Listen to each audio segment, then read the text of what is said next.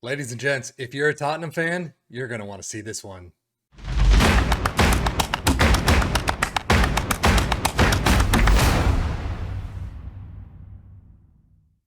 But before we get there, the tease that I am, this is the tactic itself. It's called a Blue Italy 3-5-2 standard Mazzala.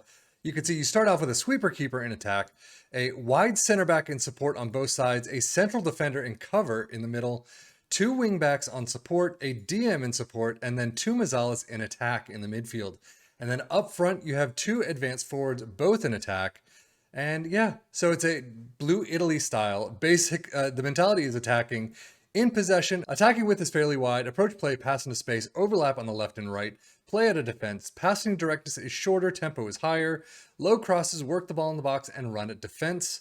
In transition, counter press, counter, distribute quickly, and then roll it out.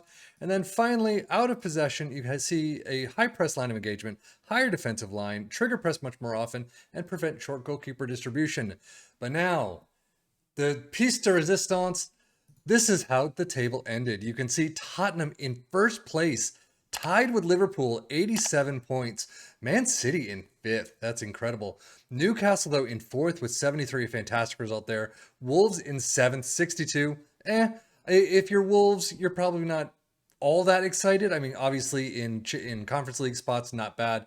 However, 62 points is not a whopping total, but Tottenham, 87 points is absolutely amazing. So now looking at Tottenham's schedule, you can see something, just a glaring omission from all of this. Up until the last match of the first half of the season, there's no losses whatsoever. Everything, I mean, even only, 4 draws. Absolutely amazing run by Tottenham. They do lose out to Chelsea in the Premier League, though. They come back from the World Cup, lose out to Arsenal, FA Cup thrashing of Swansea, but lose out in the EFL Cup quarterfinals to Liverpool, Crystal Palace, FA Cup to continue on until the fourth round replay against Leicester, and they are out. PSG, they are kicking some major butt.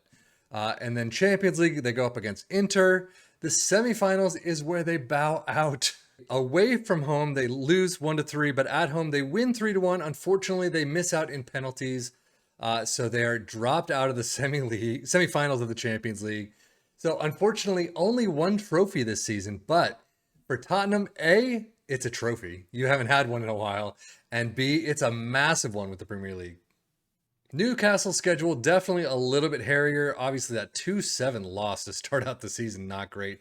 They do go on a fantastic run, though. But then it's run of 3 losses in a row. I mean, it's just kind of spotty from that point on. Continuing on in the EFL Cup until that 3-5 thrashing from Man City.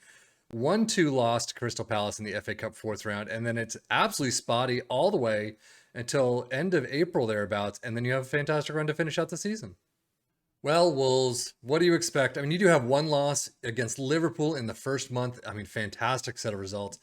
But then look at this. I mean, a win, a draw, and a loss. But then October is awful. You continue on in the Cups. So up until the FA Cup third round, 0-1 loss to Crystal Palace. EFL Cup, there you go. The final, you lose in the final to Liverpool 1-3. You do finish out the season pretty well right after that. Only 1 loss to Manchester City, but all of this 6-5 against Aston Villa. Transfers for Tottenham, not a lot of big ones. I mean, you have Andre Silva, Ferdi Kadioglu from Fenerbahce, 20.5 on the outs. Really nothing big at all. Lucas Moura to West Ham is about it. Newcastle, no one really knew. Guido Rodriguez, 35 million from Real Betis. Thilo Kehrer from West Ham on loan. So that's a new one that I don't remember seeing before. And then Mark Gillespie is the biggest out, 1.3 to Crystal Palace. Wolves, we've all seen before. Tormena, Mega Veloso. No real outs. 8.5, I guess, Daniel Podence to Sassuolo. 900k for Diego Costa, we've all seen before. And Lamikisa we've seen as well. Data hubs, Tottenham are absolutely, I mean, shaky in defense, but absolutely phenomenal in attack. You can see they lead the league probably, or very close to, in many different categories.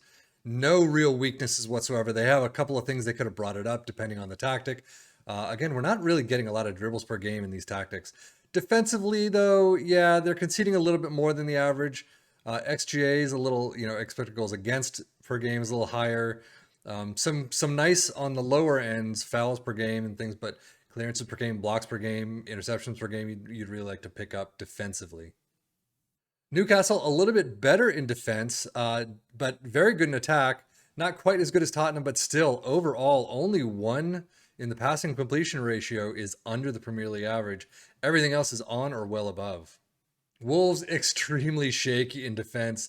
Very good, or pretty good in attack. Not too bad. Definitely some lower numbers than you've seen in the other two, but still, that defensive side, there's a lot to be. I guess you just need a little bit more oomph from the defense.